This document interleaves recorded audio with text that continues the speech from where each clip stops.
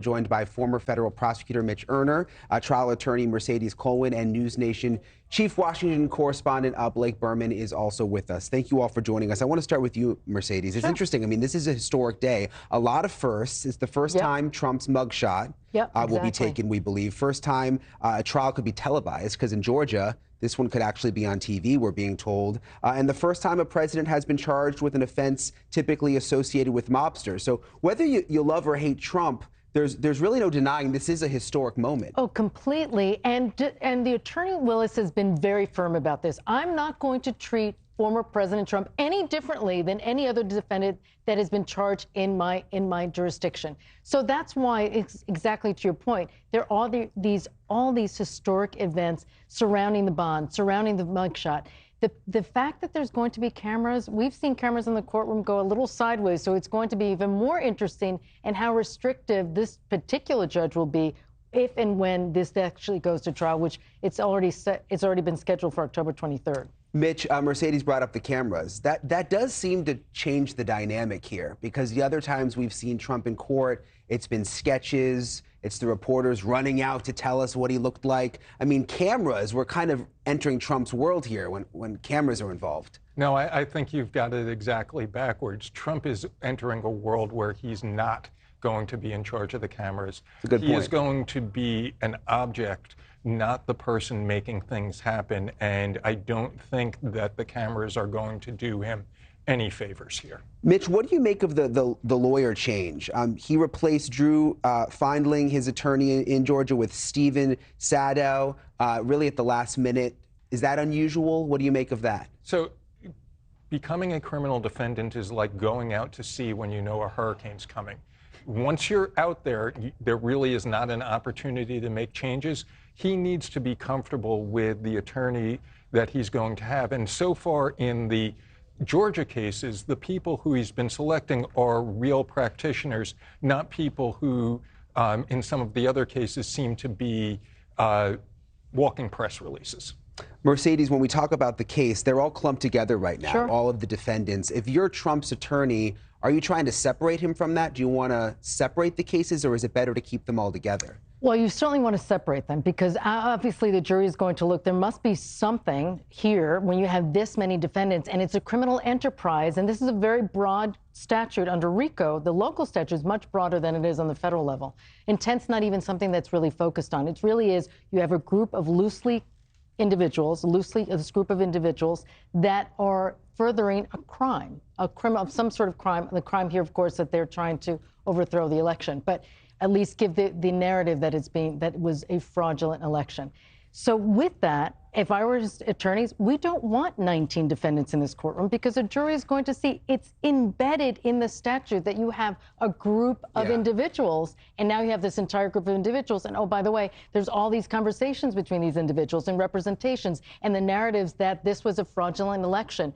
All of that is going to obviously stir the jury to look and say there has to be something here. Obviously, there's a criminal element, and ultimately lead to a conviction. It also just seems like it'd be confusing for the jury to have that many people all on trial at one time. And how many finger pointing? Because you know, this was the strategy behind Attorney Willis. She's thinking to herself, I'm bringing all these co-conspirators in, unlike some of the other indictments you've seen. And with that is a lot of pressure. They're all facing up to 20 years in prison. That's really significant. You look at this list and you think to yourself, someone's going to turn. Who might that person be? Yeah, and pressure. Talk about pressure when we're dealing with a former president of the United States. Blake, I want to bring you in because something interesting happened in D.C. The Republican-led House Judiciary Committee has now opened an investigation into the district attorney in Fulton County over whether her prosecution is politically motivated. So they're already going in that direction. What have you learned about that, Blake? Look, it is the Republican-led Congress at this point, and in that committee, it is the head of that committee is Jim Jordan, a supporter of the president, who is essentially coming to the backing here of the leader of the Republican Party, right? The 45th president of the United States. Polling shows that he, of course, is the leader in the primary here by far and away.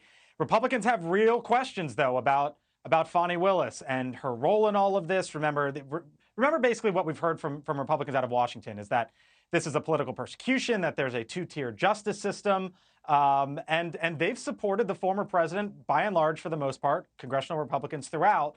And so what we've seen from Jim Jordan and his committee is looking into Fani Willis and all of this. And it's really, Brian, just the next chapter or an additional chapter in what is now the next legal case for Donald Trump. Right, a legal case that's now spreading out into Washington, D.C. with a committee now involved. Mark, if you're Fani Willis, I'm sorry, Mitch, what are you thinking right now? I mean, are you preparing constantly? Is it hard to keep all of this out of your mind with everything happening, with now a committee forming and that sort of thing? I think that they will not lose a wink of sleep about Jim Jordan and a political committee up in Washington. They have a lot of hard work in front of them to get ready for trial. Managing 19 defendants, whether it's going to be in one trial or more than one trial, is a full-time job. They have a dedicated team. They have the possibility that the case may end up being split between federal and state court. Jim Jordan is an irrelevancy here. Mitch talks about a full-time job for the prosecutors. What about Sure. the defense? I mean, is this the kind of thing where you need multiple lawyers? What does something like this cost? Are they building a team right now? Great Are they all question. working together because you've got all these defendants? Great questions, Brian. This is really tremendous. This is such a huge case. We were talking about how would you staff something like this before we came on air. And it really would be at least a good dozen. And there will be at least a few of them in the courtroom, but there's at least a half a dozen looking through documents, making the motions, trying to suppress some of the evidence here and suppress some of the statements. It's going to be such a Herculean effort by the defense to put this together for former President Trump. It'll be interesting to see who actually will be on the forefront. A great question earlier is like, what happens when you change lawyers? You're basically changing midstream. We're only 14 months away from trial. That's really not a lot of time when you talk about the magnitude of what this trial looks like. I don't want to put you on the spot, but I mean, what does something like that cost? Like, are we talking? Is it millions? Millions. Yeah. So Wow. I think Easily. I think a good rule of thumb here is that for each defendant, they're going to be spending at least $500,000 a month. So are these lawyers working together? Yes, a month. Like, are the lawyers like on a text chat right now working together, or is it sort of like they could become enemies? Could someone turn on another? Like, do they want to share information at this point? So the thing, I'm sorry. No, go ahead. But the thing that I've seen in my practice is you have to be a zealous advocate for your client. And if you can cooperate, you want to cooperate because that keeps expenses low and keeps everybody in line. But as Mercedes was saying before, with 19 defendants, you have to always be worried who's going to flip. And if somebody flips, if you've given that person an important role in getting ready for tomorrow's witness, the show goes on, and you have to come up with it immediately. So you're not only, as the lawyer, trying to fight the prosecution here, you're sort of friends with the other lawyers, but you're sort of not. Yes, because up until the very end, they can turn around and say, we're done. 20 years in prison, I'm not doing this for this and this narrative. Their entire lives will be upended. It's done. Look When at you some say of the- done, I'm going to flip. Is that what you're I'm saying? going to flip and go and then really go and help the prosecution, because at a minimum, they can definitely curtail the 20 years that they're facing. Let me ask you, Mitch, there is this trial date that's now been set, October 23rd. I mean, that seems very, very soon. It seems like a complicated case. So what happened was Ken Chesborough, one of the defendants, put in a demand for a speedy trial. Under Georgia law, that trial has to occur in either September or October. Fani Willis, rather than opposing that motion for a speedy trial, joined in it. At that point, the judge has to set, at least for that defendant, a case to start in October.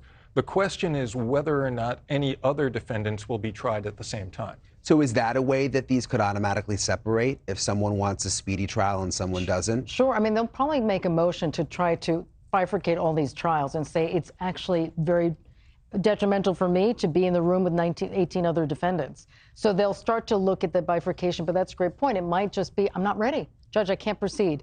And you can't force a defendant. That's a very compelling argument as a defense attorney to say to the judge, I cannot commit to this case and give a fair trial, so I need more time to prepare. Is there any way to have it? I mean, is there any way that that could happen? It just seems so soon for any of them to be ready. So when you ask anyway, yes. Sure. Anything that's physically possible can happen. Will it happen? I'm not in the prediction business. Yeah, it's going to be interesting. And this is all, unprecedented. So who knows sure. what's going to happen. We've got the former president about to have a mugshot, which to me just feels different. When you didn't see the mug in the other ones, it almost like didn't hit home as much. We may even have a perp walk. I mean, there might be the perp walk leading into the jail cell and then going through this processing. It's interesting because the others did not choose to do this. But Attorney Willis was very firm about it. Not going to treat him any differently. Blake, how do you think, we're talking about the mugshot here, do you think that plays politically, Blake, in terms of a mug? I mean, I was thinking, I think that they've already sold Trump T-shirts with fake mugshots, but now they'll have a real mugshot. Yeah. There was the first indictment. You can literally see this, Brian, when you look at indictment 1, 2, 3, 4, and the polling since then. Donald Trump has gone up and up and up and up and has separated himself from the Republican candidates in the primary with each one of those. It'll certainly play politically. You can imagine, as you talk about merchandise, et cetera, raising money off it. Every time this happens, there are emails sent with fundraisers. But also keep in mind here, we talk about the Republican primary, right? And that is obviously incredibly important. If you want to be the Republican nominee, you got to win the primary first. Right. But that is a completely separate question from how this plays in the general. And assuming Donald Trump is the Republican nominee, once you start stacking indictments like this, Brian, court cases on top of each other, we don't know how the schedule is going to shake out. But just imagine a world in which Donald Trump is the Republican nominee out on the campaign trail and has to be in a courtroom in the morning and an event at night and then back in the courtroom in the morning. It's not ideal. Far from it in a general election. Yeah, and it seems like that's going to be the case. But back to the mugshot thing, we had Sean Spicer on last night, and he made the point, sort of joking, but not, because he's been on the inside. They're probably already practicing, like, what is he going to practice what you're going to look like for the mugshot. What face are you going to make? Because again, while you mentioned the point, the courts don't care about politics, hopefully. Right. Hopefully. Obviously for Trump, we're in the middle of, he's running for president. And this is what he does best. Yeah. He wants this facade, this persona. So if he is going through, what is it going to look like? How do you want to look at the camera when they take the mugshot? It's certainly something that could be very much like in character for him. Mercedes, Mitch, thank you both so much for coming on with us on this historic day. Blake Berman in Washington, we always appreciate your analysis. We'll get back with you guys if anything develops over the next hour or so. Great.